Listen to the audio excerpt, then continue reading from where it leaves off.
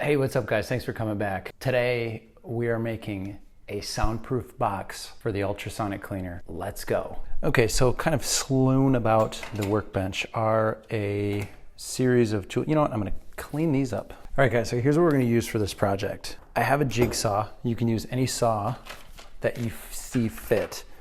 We got a handle, a latch. Those are rubber feet. You're gonna need a hinge, an impact driver, a drill. If you don't have an impact driver, you can use a screwdriver, a tape measure. You're gonna need some liquid nails, a caulk gun, and some screws. It goes without saying too that you will need some plywood for the box, and then you will need some sound insulation. I got this from Home Depot. This was half of the piece that I needed. They didn't have any smaller. This was the only thing that they had, and the other half is right there. This thing together was 30 bucks, so we only need half. What I would recommend, what I didn't have the opportunity to do, is if you like this or you want to take on a project like this and you only need so much of this insulated material, go in with a buddy and see if they want to do it with you, and it'll help you cut the cost out. That's not gonna go to waste. I might do a different project at another point with this, but for now, all we need is this, and as you can see, we only have a little bit of waste. Right there, and then that strip right there is gonna get wasted. So those four we're keeping, and then 1, 2, 3, 4 we're keeping. And then the same thing with this. This was 10 bucks. Again, we're gonna use most of it. The waste is right here, kind of like this Oklahoma looking thing right there with that knot. All right, I'll throw up what this whole project for us costs. The ultrasonic cleaner that I'm going to be covering is not that big. It's only 10.5 inches wide, 6.5 inches deep, 9 inches tall. Relatively small. I mean, this is my hand. So that's how tall it is, and then whatever, you get it. You get it. I'll throw up on the screen what this costs. So the hinge was $5, the handle was $3, the latch was $3, the rubber feet were $3, the plywood was $10, and the soundboard insulation that we're using was $15. Altogether, that comes out to $39. We'll just round up and say it was 40. So this is 40 bucks. Not too, I don't think they sell products like this, especially something that was as specific as these measurements. So fairly economical in my opinion, but a lot of those hinges and handles and everything I got the stainless steel, which is a little bit more expensive, but you might have some of this stuff just laying around. If you do, I would encourage you to use what you got. All right, let's get started. So you're gonna do some kind of measurements for your own based on what you're trying to insulate or what you're trying to cover. I don't have any, these are my literal blueprints. I have spray painted 3x5 cards. These are my blueprints, and these are kind of what I jotted down. That's the rough dimensions of the ultrasonic cleaner itself. And then this soundboard is a 1/2 inch thick. So, and I'm gonna double it up. I just wanna make it, I want to make it a little bit more soundproof than just one piece. So I had to compensate for that. So you have to go a little bit further out of your dimensions. I went 1 inch out on each side as is, and then I had to add another inch for the 2 pieces of 1/2 inch of this thing. So anyways, if you're going to take on this project, you might have to shift these dimensions and whatever you got going on more specific to your piece, but just gives you an idea of, you know, what's going through my head. You're gonna have, like I said, you're gonna have a little bit of a different measurement. The most important thing, if you're gonna be filling this box with insulation, you wanna measure out, obviously, the width of what you're gonna put in there. You have to give it enough room to have some safe margin, and then you also wanna make sure you compensate for the width of the insulation. Very important step. Make sure you don't miss it. Once all the wood and the insulation is measured out and you have your cuts made, measure it again, and then get to cutting. There's 6 pieces in the cube or in the box. I believe those 2 are the front and the back. Those 2 are the sides, and then these 2 right here are the top and the bottom. And then because we're double insulating it, we're gonna have 6 pieces times 2 piece on every piece. So 2, 4, 6, 8, 10, 12. All right, let's cut it.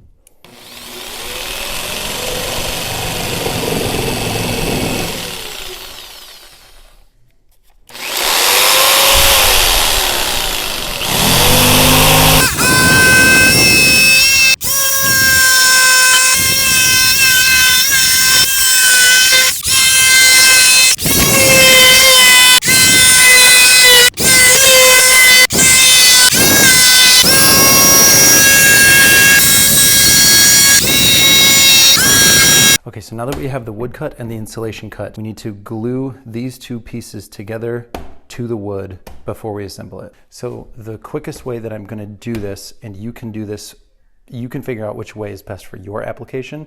I think what I'm gonna do, just because there's so many pieces and I only have so many clamps, the liquid nails that did not sponsor this project that I'm using, it says it takes 30 minutes to set. So I think what I'm gonna do is I'm just gonna stack it on in between the glue that it needs and then just stack them all the way up, see how high that goes, and then clamp them down. I think those are 36 inches. Let me get it all stacked up first and I'll see how it sits, and well, no, hold on. It'll just be that high. More than fine. Yeah, it's only 9 inches. Ha, that's what she said. Okay, let me get that set up, and before we glue it, we'll figure out if that's the right play. There might still be a couple minor imperfections when we go to close it, and we'll just have to wiggle those out of the way, and we have a drywall knife that we can be able to shave it off. It's just compressed paper. It's really what it is, so it doesn't take a whole lot to cut it.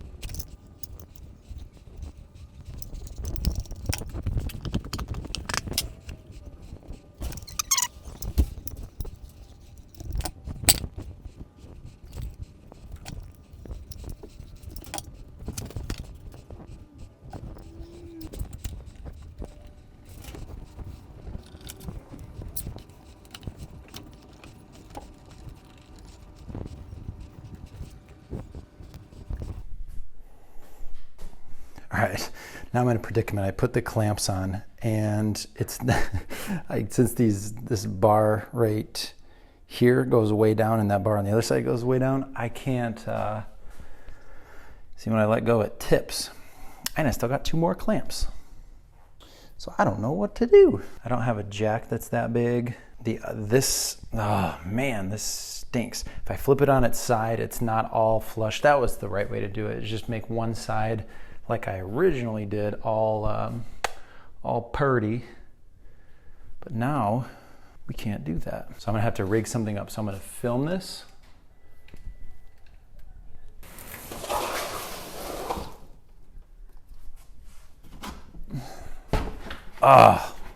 It's just a hair too, ingenuity. Flip that around. Ha ha, ha ha ha. All right, now it's a little too little, whatever that is. Putting that in there. Give it a little boost, and voila. Nice. Okay, well, yours might look something like that, maybe. And you got a couple more clamps. It's wanting to walk, so I'm gonna do my best to keep it centered, but it is wanting to walk away from me. So I'll tighten that down just a snug. All right, let's get one more on there. I don't know if this is gonna, nope, that's not gonna fit. Let's do this. Slide that down.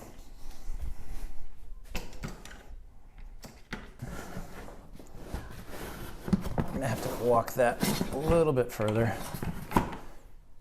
Please stay up.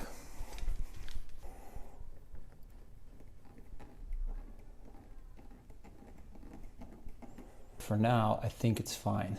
All right, so let's leave. I'm gonna let that sit for, I don't know, 30 minutes to an hour, and then we'll see how we're doing. Okay, everything's glued, everything's solid. Now it's time to make a few adjustments. As you can see, everything comes together, but I need to trim off some of this insulation so this one can fit in, and then I also gotta make the wood flush up with the wood so we can screw it in. So I have some markings made. We're gonna get it all cut up, and then it'll fit together better so we can screw it in.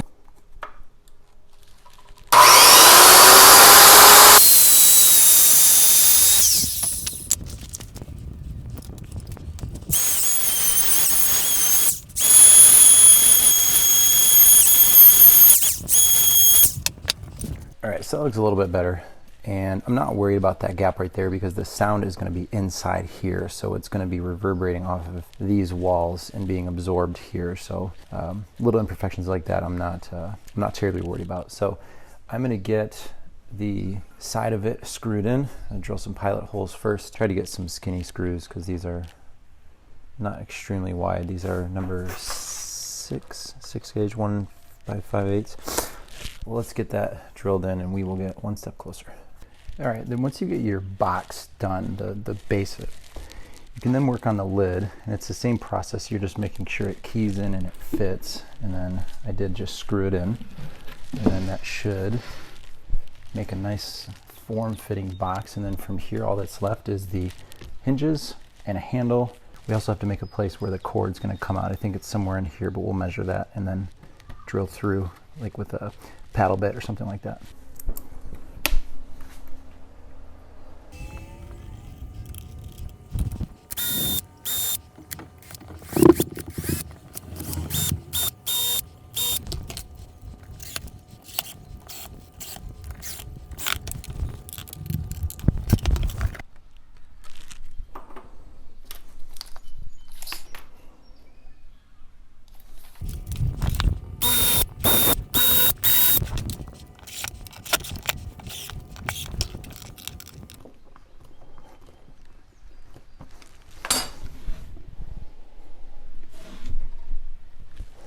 All right, so now we got to cut a window for the on-off button and the plug.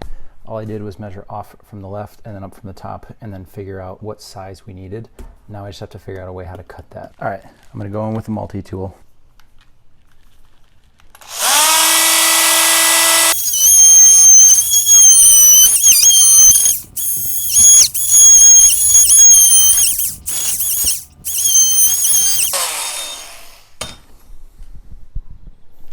All right, I cut it through. Now all we gotta do is just tap it out.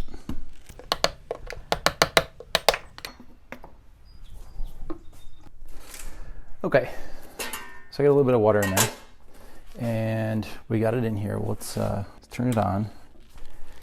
So I wish I had a decibel meter, but I don't. So I have the garage door closed. We're gonna try to get a, as good as you can of a representation of what it sounds like without any noise barriers, and then what it sounds like with. I know it's not going to completely get rid of the noise, but I hope it goes from like, ooh, that's crazy to low. What I'm going to do is I'm going to put this maybe on a shelf somewhere, near an outlet on the other side. That way it's just kind of like a far off, distant buzzing. When I turn it on, it's going to make this, really pesky buzzing noise, and then we'll shut it, try to get an idea of what it sounds like off and then what it sounds like with it on. So here's a noise, just an organic form of it.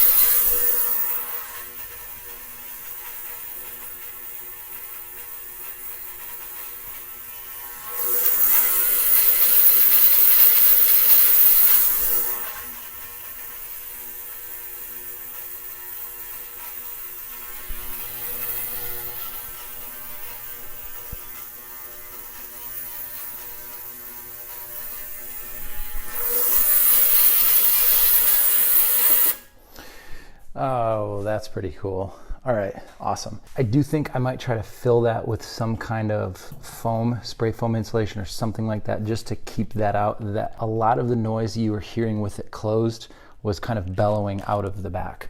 So I have a feeling that if I cover that up even more, it's gonna really help it. Plus also, I know a lot of you are thinking this gets warm, so it's gonna create a lot of moisture and heat in there. There's two things that I'm gonna do. As is, I'm not terribly worried about it because this thing only runs for so long, and then you can kind of keep it up to air it out afterwards when it's done. Plus, that's like 1A. 1B is there's a lid, so when the lid's off, heat's going to escape with the lid on. It's going to keep it trapped in there for the most part. And then thing two, what I'm thinking about just as the gears are turning in my head right now, what I might do is line this with some kind of a moisture barrier, like a plastic wrap, and then just staple it down in the corners or something like that, just to keep this from getting waterlogged or soggy or whatever over time. So if this thing wants to stand the test of time, it can. There is one last finishing touch.